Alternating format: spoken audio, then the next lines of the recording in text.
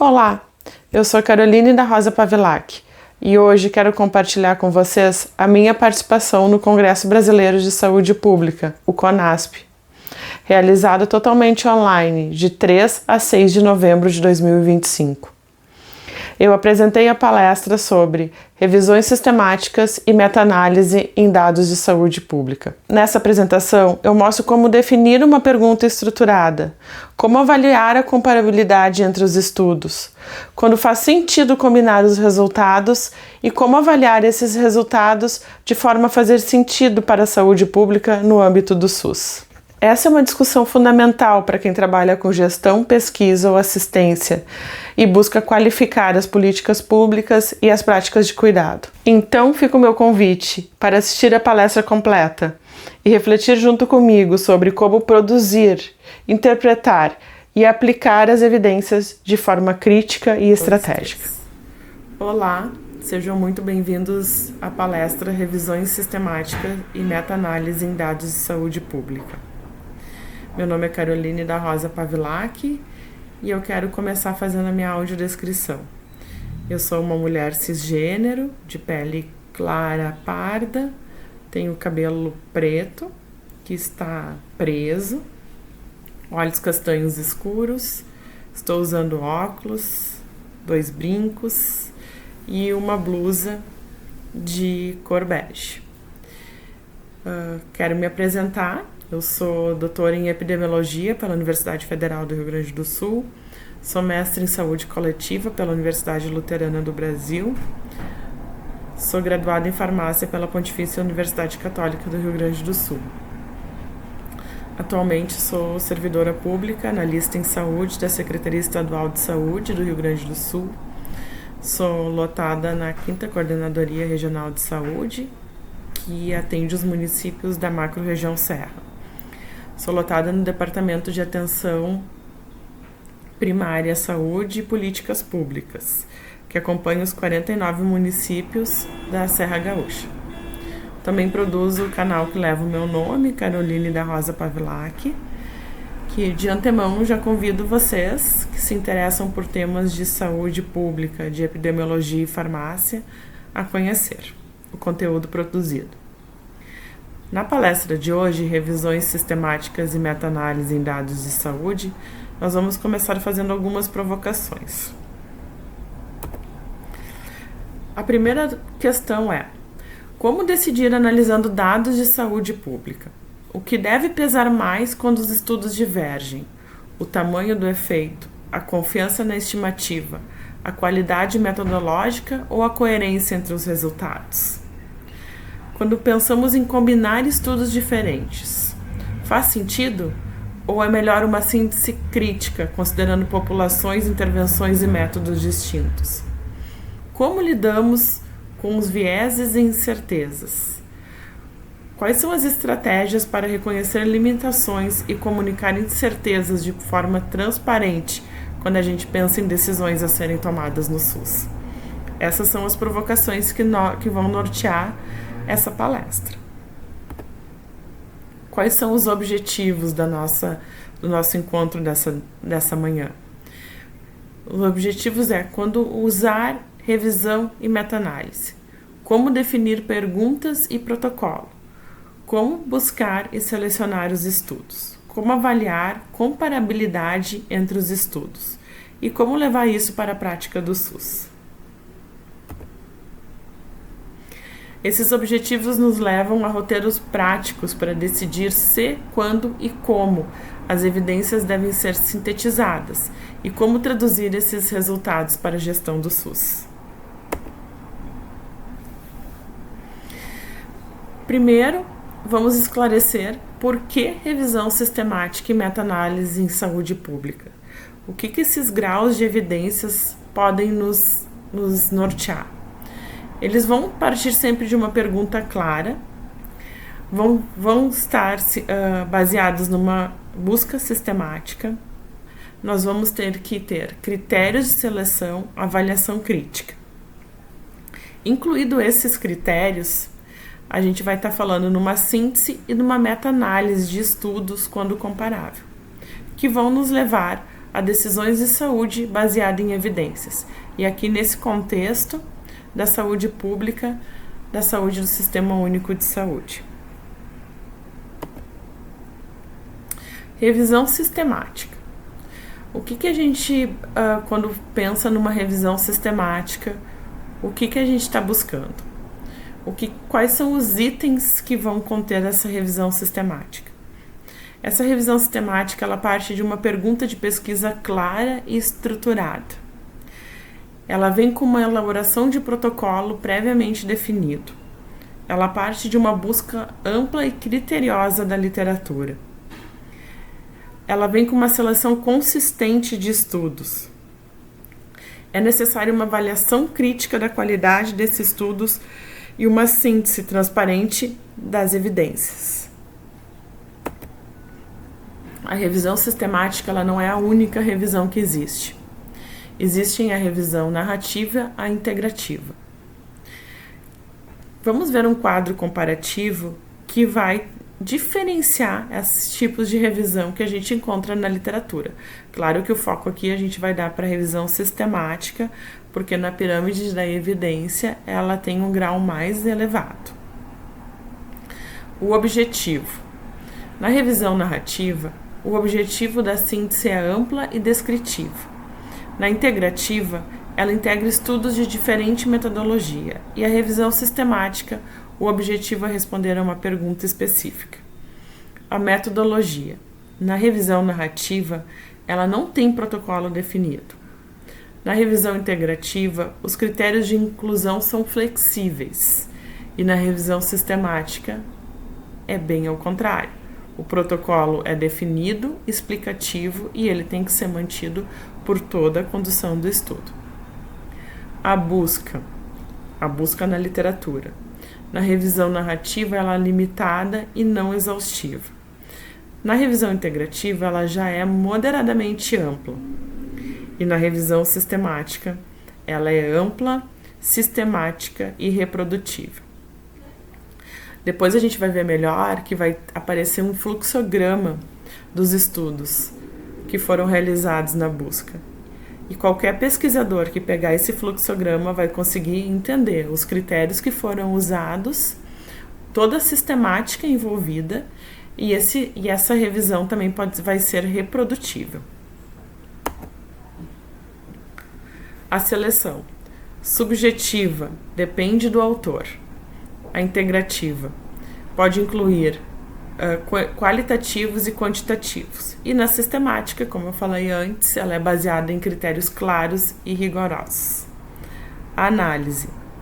A análise da revisão narrativa, ela é descritiva e narrativa. Na revisão integrativa, ela tem uma síntese integrativa ou comparativa. E na revisão sistemática, é uma síntese estruturada que, quando os estudos são comparáveis, ela pode incluir, a critério do pesquisador, uma meta-análise.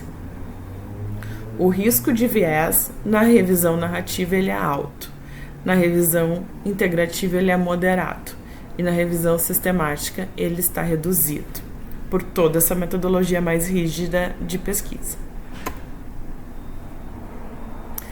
A meta-análise, por definição, ela parte de uma revisão sistemática bem conduzida.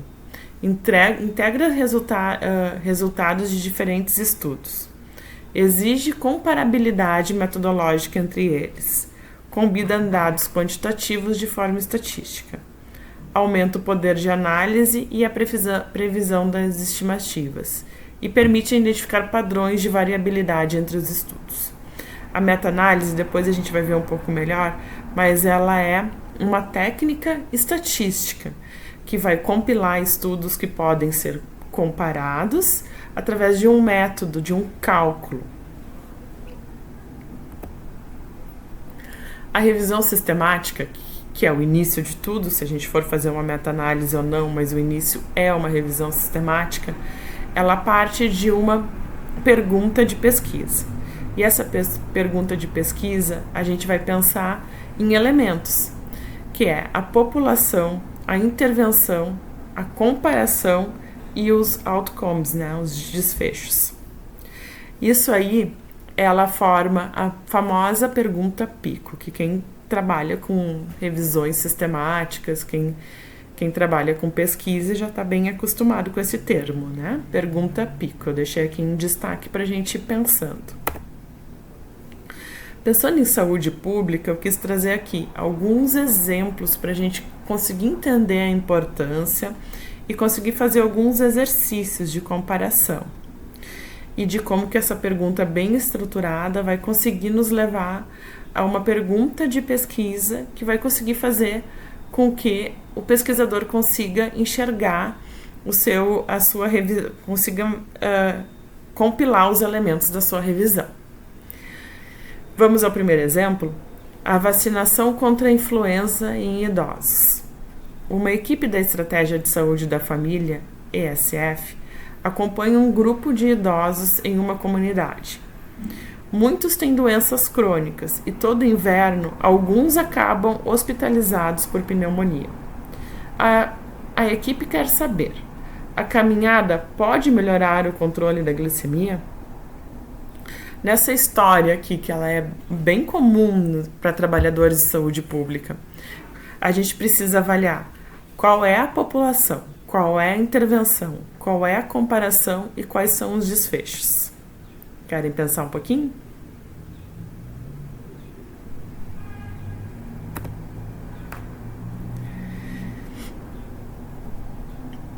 Então, a população são os idosos. A intervenção é o que a equipe quer saber. É a vacinação contra a influenza. E qual é a comparação? São os grupos que não foram vacinados. E qual é o desfecho? A possível redução na hospitalização. Uma segunda história clínica aqui, para a gente entender, continuar o exercício da pergunta PICO. A gente vai ficar um pouco nesses exercícios para conseguir enxergar essa importância. Uso de antibióticos em otite média aguda. Em uma escola de educação infantil, diversas crianças apresentam dor de ouvido e febre. Alguns médicos prescrevem antibiótico ao longo do primeiro dia, enquanto outros sugerem apenas observar e tratar a dor. A pergunta da equipe: será que o uso imediato de antibiótico faz diferença na resolução dos problemas, dos sintomas? Agora vamos encontrar a população, a intervenção, a comparação e o desfecho.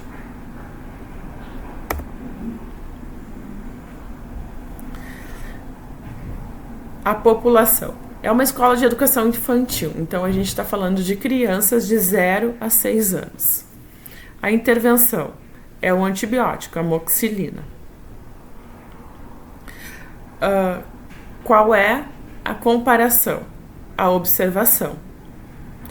Porque alguns médicos sugerem observar e tratar apenas a dor antes de entrar no antibiótico.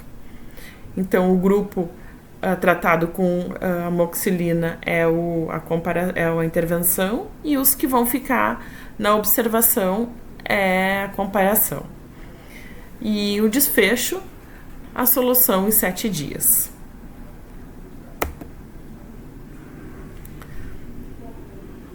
Mais um exercício: atividade física em pacientes diabetes tipo 2. Na unidade básica de saúde de um bairro, um grupo de pacientes com diabetes tipo 2 participa de um programa de caminhada orientada 3 vezes por semana. O outro grupo continua sem atividade física regular. A equipe quer saber: a caminhada pode melhorar o controle da glicemia? Qual é a população? A população está bem clara, são adultos com diabetes tipo 2. A intervenção: exercício aeróbico regular. A comparação: o grupo que é sedentário. E o desfecho: o controle da glicemia. Outro caso: o uso de probióticos em diarreia associada a antibióticos. Em um hospital, é comum que pacientes em uso de antibiótico desenvolvam diarreia. Uma equipe multidisciplinar discute se a suplementação com probiótico poderia evitar esse efeito adverso. Será que funciona? A população são adultos em uso de antibiótico. A intervenção, suplementação com probiótico. A comparação é um grupo sem probiótico. E o desfecho, a incidência de diarreia. Uma questão muito atual é a telemedicina. A telemedicina em hipertensão arterial. Durante a pandemia, muitos pacientes hipertensos passaram a ter consultas online. Outros continuaram apenas com consultas presenciais. Será que o acompanhamento por telemedicina é tão eficaz quanto o presencial para manter a pressão arterial controlada? Vamos à pergunta pico desse caso? A população, adultos com hipertensão arterial. A intervenção, acompanhamento pela telemedicina. A comparação, consulta presencial. E o desfecho, controle da pressão arterial em 6 meses. Mais um exemplo de pergunta pico. Fitoterapia no tratamento da insônia. Um paciente relata dificuldades para dormir há meses e prefere tratamentos naturais. O médico cogita prescrever valeriana, enquanto outros colegas defendem apenas a terapia com o psicólogo. Será que o extrato de valeriana melhora mesmo a qualidade do sono? Qual é a população, se a gente fosse levar esse caso para uma revisão? A população seria adultos com insônia. Intervenção: pacientes que fizeram uso de extratos de valeriana. E a comparação: pacientes que ficaram apenas com terapia. E o desfecho: a melhora do sono. A revisão sistemática, ela também, além desse exercício bem importante que a gente fez de reconhecer população, intervenção, comparação e desfecho, ela é regida por um mapa, ela tem um mapa que a gente chama de protocolo. Os protocolos, eles vão nortear onde buscar os estudos, quais as bases de dados, quais os critérios de inclusão e exclusão, como avaliar a qualidade das evidências e quais análises serão realizadas. Todo esse protocolo ele é escrito antes do início da revisão. Eles são instrumentos de apoio à revisão sistemática. E aqui a gente vai falar sobre o Prisma e o Prisma P. São protocolos que têm um significado, são parecidos, mas eles têm diferenças, né? No momento que é realizado, os itens que são abordados, qual o uso dele. São protocolos que o significado é o Prisma P. Itens preferenciais para protocolos de revisão sistemáticas e análise. E o Prisma é itens preferenciais para relatar revisões e meta-análises. A finalidade do Prisma P é planejar o protocolo e do Prisma relatar os resultados. Momento antes da revisão e o Prisma após a revisão. Itens, o Prisma P são 17 itens e o Prisma são 27 itens. O uso do Prisma P é a elaboração do protocolo e do Prisma a escrita do artigo. O registro de pesquisa é o PROSPER. É o International Prospective Register of Systematic Reviews. Ele é um banco de dados internacional de protocolos. Ele tem transparência e credibilidade. Evita duplicidade de revisões e reduz vieses. Eu achei importante trazer as telas do Próspero para vocês poderem entender como é que é realizada essa pesquisa dos registros de pesquisa. Então, o link do Próspero está aqui embaixo e ele tem inicialmente essa tela, é todo em inglês, né? vocês quiserem procurar algum estudo que está em andamento, até para não repetir, que está registrado, até para não repetir pesquisas, né? Depois, para facilitar alguma revisão, vocês vão aqui no pesquisar, deixei em vermelho, Church, e aqui vão digitar a expressão.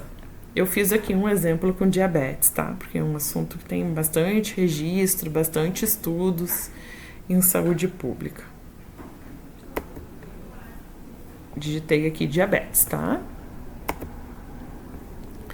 Aí aparece esse resultado, né? De todos os estudos em andamento ou completos que está abordando diabetes. O que é importante aqui? A gente entender que esse número aqui que vai ser o clicável é o número do registro, tá? Depois vai ter uma outra tela. E aí ao lado vai estar escrito ongoing, que é em andamento, ainda não foi concluído, e os completed, que já foram finalizados. Então aqui vai ter o número do clicável, né, o número do registro, o título, o ano, o número do registro e o status. Esse número de registro aqui é clicável e vão aparecer os estudos em andamento.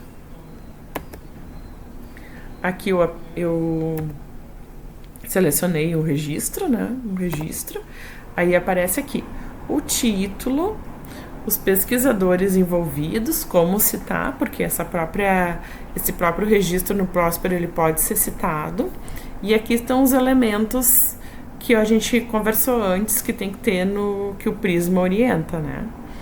Então, são os títulos, as revisões, ali depois mais para baixo aparecem os critérios de inclusão, os critérios de exclusão, e ele tá um registro todo completo dessa revisão sistemática.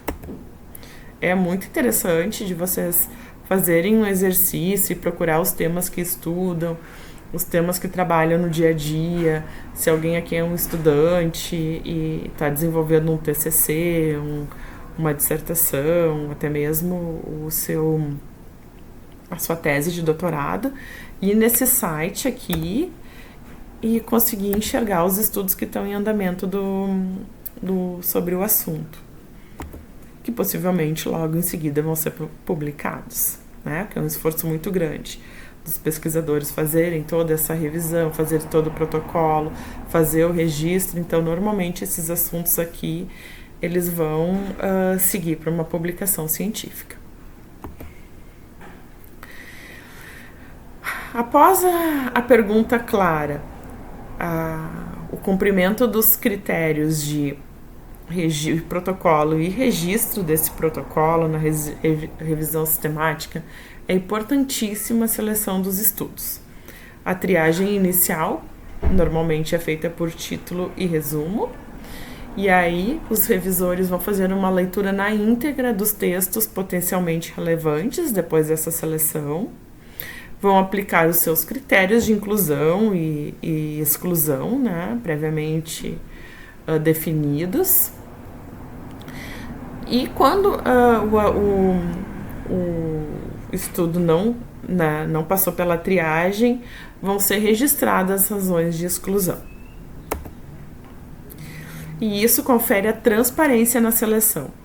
2 revisores independentes normalmente realizam, né? Às vezes a metodologia ela vai estar indicando isso, mas muitas vezes um terceiro revisor, em caso de divergência entre esses 2 revisores, aparece.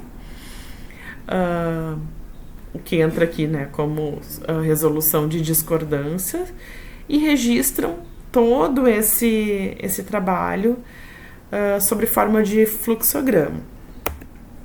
Eu trouxe aqui de um estudo real, né, já é um estudo publicado pela Revista Brasileira de Enfermagem, uma revisão sistemática da literatura sobre estratégias para ampliação das coberturas vacinais em crianças no Brasil. Então, essa revisão sistemática ela trouxe, né, bem direitinho aqui o seu fluxograma, que o título é Identificação de Estudos por meio de Bancos de Dados e Registros. Eu trouxe esse exemplo porque eu acho muito importante fazer esses momentos aqui do fluxograma, né? A identificação, a triagem, como foi realizada, e a inclusão, que chega no número final de estudos incluídos. Vamos ver um pouquinho aqui detalhadamente, porque isso aqui é muito importante. A identificação, né? Publicações identificadas por meio de busca nas bases de dados e utilização de filtros, né? Na PubMed foram 681 estudos, na Embase 3.019 e na Scopus 1.124. As publicações removidas após triagem foram 1.253. Normalmente por duplicidade, aqui ele poderia ter escrito, né? Depois a gente vai ver um outro fluxograma. Publicações com leituras e títulos de resumo foram 3.573. Publicações excluídas por humanos e por ferramentas de automoção, 3.523. Desculpa. Publicações procuradas para recuperação, 48. Publicações não recuperadas, número 7. Publicações avaliadas para elegibilidade, 41. Publicações excluídas, motivo, não avaliaram a estratégia de imunização, aqui eles escreveram. Foram 35.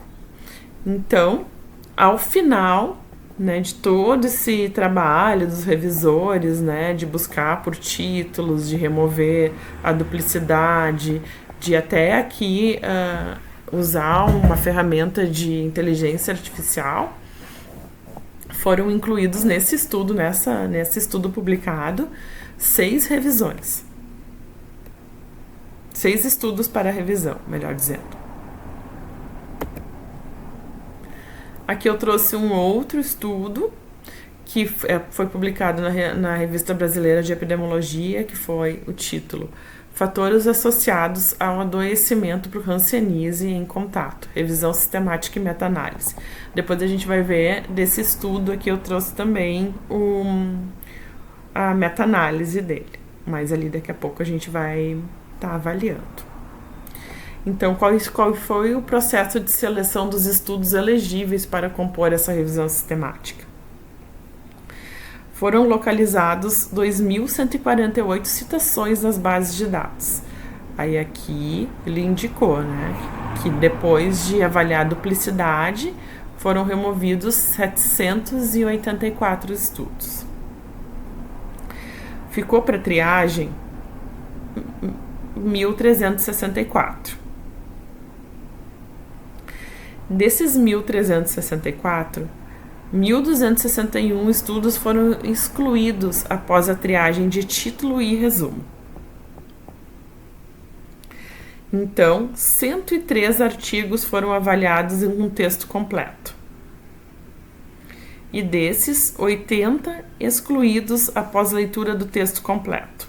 Um estudo incluído por abordar a temática. Após a primeira seleção, ele indica aqui um estudo incluído. Esse aqui não fez na lateral aquilo que a gente viu anteriormente, que eu particularmente gosto muito de ver nas revisões, que é o momento, né, o momento de identificação, triagem e exclusão. Não quer dizer que está errado, né? Só não se organizou desse jeito. Por outro lado, esse aqui foi mais completo no detalhamento dos motivos de exclusão. Após a leitura, então, os revisores chegaram numa revisão com 24 estudos elegíveis sobre os fatores de risco para adoecimentos de contato. Aqui ele escreveu, né? Isso que eu falei, ele detalhou os motivos para a exclusão, o que também acho bem interessante. Ele não analisou o desfecho de interesse, 28, não apresentou medida de associação, 29, teve ausência de informação relevante, 10, não incluiu contatos na amostra, duplicatas adicionais e foi estudo qualitativo. Esse aqui é foi um formato bem interessante.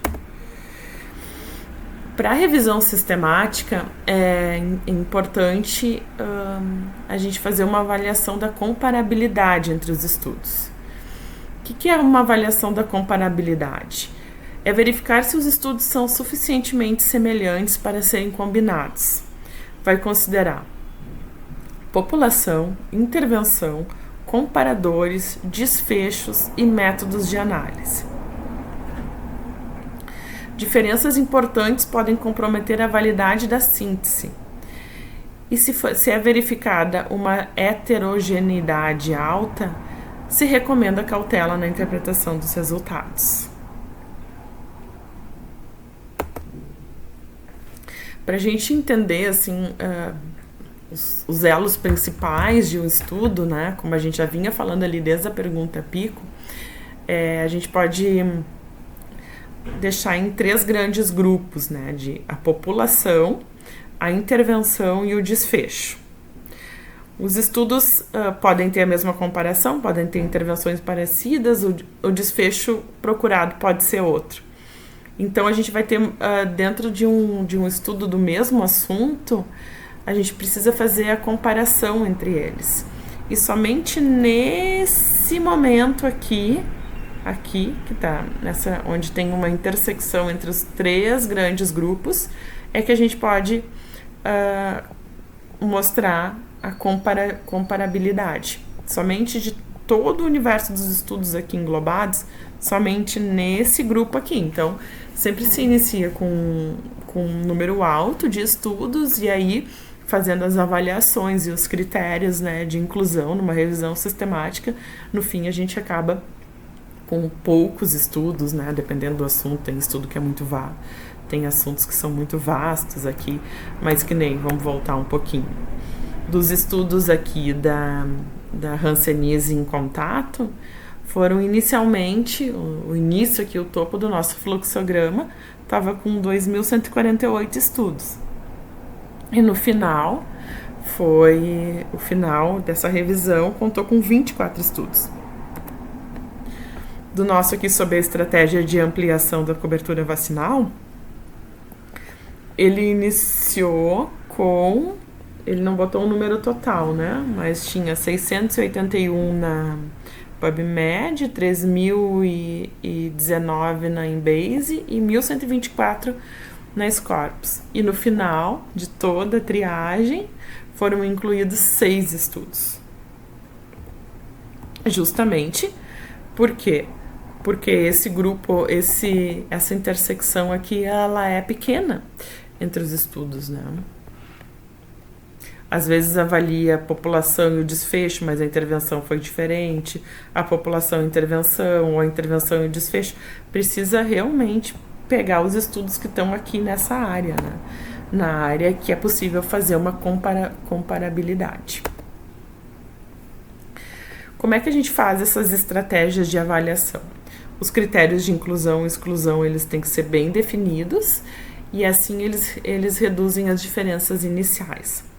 Tabelas comparativas também aparecem muito nos estudos, elas ajudam a visualizar as semelhanças e divergências. A estatística, né, que é o teste da heterogeneidade, que é o I ao quadrado. E quando se vê, isso aí é uma técnica estatística, né? Quando se vê uma heterogeneidade alta, é preciso cautela na interpretação. Subgrupos e análise de sensibilidade identificam fontes de variação. Também é uma análise de sensibilidade aplicada a uma técnica estatística que ajuda muito, assim, quando um estudo está passando para essa fase aqui que a gente já está falando em estatística, a gente já está falando na avaliação para uma meta-análise, né? Então, seguindo, né? O que é uma meta-análise? A meta-análise é uma técnica estatística que vai combinar resultados de estudos independentes. Combina resultados de estudos independentes num único cálculo, né? num único formato aqui, que daqui a pouco a gente vai ver. Ele aumenta o poder da análise e a precisão das estimativas. permite identificar padrões gerais entre os estudos e é considerado padrão ouro na síntese das evidências quantitativas. Aqui eu trouxe para vocês, né, daquele estudo que acabou, dos estudos dos 2 fluxogramas que a gente avaliou antes. A primeira era uma revisão sistemática, ela não continha meta-análise, mas o segundo fluxograma que a gente avaliou sobre a hanseníase, ele acabou tendo condições de fazer uma meta-análise. E aqui está a meta-análise do estudo. Né? Esse gráfico aqui se chama Forest Blot, que é o gráfico de floresta, né, pela uma tradução no português, e a representação gráfica típica das meta-análises. Serve para visualizar e resumir os resultados de vários estudos que avaliam a mesma pergunta de pesquisa. Por isso que é importante ali todo aquele exercício que a gente foi fazendo de treinar a pergunta pico. Eu tentei deixar aqui um pouquinho maior, porque aqui estava avaliando 4 grupos, né? Tem 4 comparações. Eu tentei trazer uma aqui para a gente conseguir entender o que é linha, o que quer dizer esse quadrado, o que quer dizer essa linha horizontal, né? E no fim esse diamante. Aqui. Cada linha aqui, ela é um estudo. Aqui está o nome do autor e o ano, né? Representado aqui ao lado, a referência, né? no estudo. E esse quadrado aqui, ele é o tamanho, mostra o tamanho do estudo, né? O tamanho da amostra aqui. Essa linha horizontal, ela é o intervalo de confiança. Aqui é o risco 0, o risco 1, né?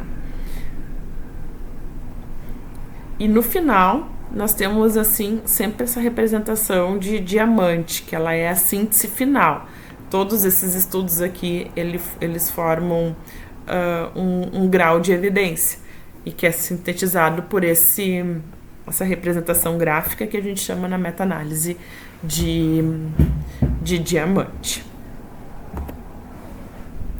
Quais são as condições para realizar essa meta-análise? A condição imprescindível, são estudos que precisam ser comparáveis, né? Comparabilidade suficiente na população, na intervenção e no desfecho. E precisa ter disponibilidade de dados quantitativos compatíveis. E uma adequada avaliação de heterogeneidade, que é aquele I ao quadrado, né? Então, é um assunto que ele não esgota, é um assunto que pesquisadores que estão há anos trabalhando com meta-análise, com revisão sistemática, estão seguidamente se atualizando, né, e precisando ver abordagens novas e novas técnicas sobre o assunto. Eu agradeço pela atenção, muito obrigada por ter ficado comigo aqui esse momento da manhã e a gente ter discutido um pouco sobre isso, né, e que vocês consigam voltar para os seus locais de trabalho, para os seus momentos de pesquisa, com algum aprendizado, né, importante, porque a saúde pública, ela tem uma quantidade muito grande de estudos acontecendo, esses estudos eles precisam ser de qualidade e, com certeza, não desmerecendo os outros tipos de revisões, que eles também são importantes, mas a revisão sistemática e a meta-análise é sempre um plus, né? Ela dá um grau de evidência maior e todos os professores lá na academia estão batendo nessa tecla para os alunos conseguirem fazer as suas pesquisas de forma mais adequada. Muito obrigada. Eu deixei aqui o meu e-mail. Caso vocês tenham alguma dúvida ou queiram trocar algum aprendizado, alguma referência, eu estou à disposição. Como eu falei antes, eu estou produzindo conteúdo num canal do YouTube, né? Conteúdo sobre saúde pública, sobre epidemiologia, sobre farmácia. E também gosto de publicar bastante coisa do meu trabalho, assim, na atenção primária, e no SUS, né, como analista em saúde da Secretaria Estadual de Saúde, na minha página aqui profissional do Instagram. Obrigada a todos, que vocês continuam tendo um excelente evento e a gente se vê. Um abraço.